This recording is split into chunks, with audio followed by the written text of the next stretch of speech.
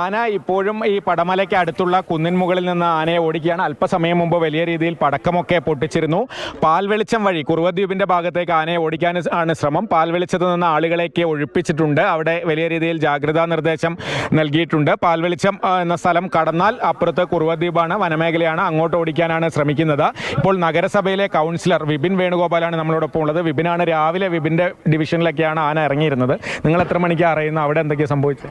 ഞാനൊരു 3:30 കൂടിയാണ് വിവരം അറിഞ്ഞത്. അത് ഫോറസ്റ്റിൻ്റെ ഭാഗത്തു നിന്ന് വിളിച്ച് ഇങ്ങനെ ഒരു ആന പയ്യമ്പള്ളി വഴി പോയിട്ടുണ്ട് എന്നറിഞ്ഞതിൻ്റെ അടിസ്ഥാനത്തിലാണ് ഞാൻ വിവരം അറിയുന്നത്.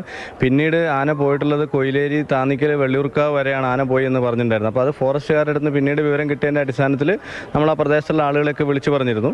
എന്നാൽ പിന്നീട് ആന ഒരു 6 മണിക്ക് ശേഷം ആന വയലൻ്റ് ആയിട്ടുണ്ട് എന്നുള്ളതാണ് നമുക്ക് കിട്ടിയ വിവരം. ആ സമയമായപ്പോഴത്തേക്ക് ഡീറ്റെയിൽസ് ആയിട്ട് ആളുകളെ കൂടുതലായിട്ട് അറിയിക്കാനുള്ളൊരു സംവിധാനമൊന്നും നമ്മുടെ ഭാഗത്ത് നിന്ന് ഉണ്ടായിട്ടില്ല. അപ്പോൾ അത് ഡിപ്പാർട്ട്മെൻറ്റിൻ്റെ ഭാഗത്ത് നിന്ന് അങ്ങനെ ഒരു സംവിധാനം ഉണ്ടായിരുന്നെങ്കിൽ ഈ ഒരു അപകടം ഇന്ന് ഉണ്ടാകില്ലായിരുന്നു.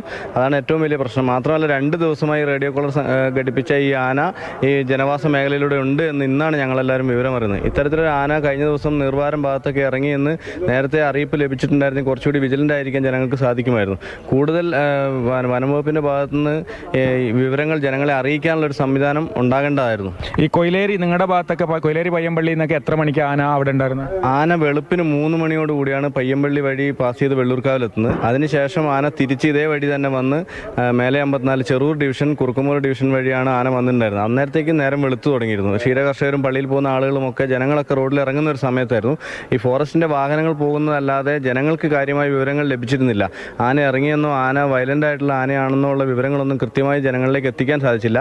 ആന പോകുന്നുണ്ട് എന്ന് അറിയുന്ന ഏരിയയിലൂടെയുള്ള ജനങ്ങൾ നമ്മൾ ഇൻഡിവിജ്വലി ഓരോ ആളുകളെ വിളിച്ചു പറഞ്ഞ് അവർ പ്രദേശത്ത് വിജിലൻ്റ് ആയിരിക്കാനുള്ള അറിയിപ്പ് മാത്രമേ നമുക്ക് കൊടുക്കാൻ സാധിച്ചിട്ടുണ്ടായിരുന്നുള്ളൂ.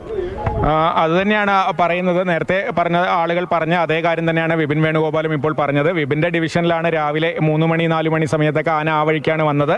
അപ്പോഴും പൊതുവായി അറിയിപ്പ് നൽകുന്ന ഒരു സംവിധാനം ഉണ്ടായിരുന്നില്ല. പലരെയും വിളിച്ചൊക്കെ പറയുകയായിരുന്നു എന്നാണ് പറയുന്നത്.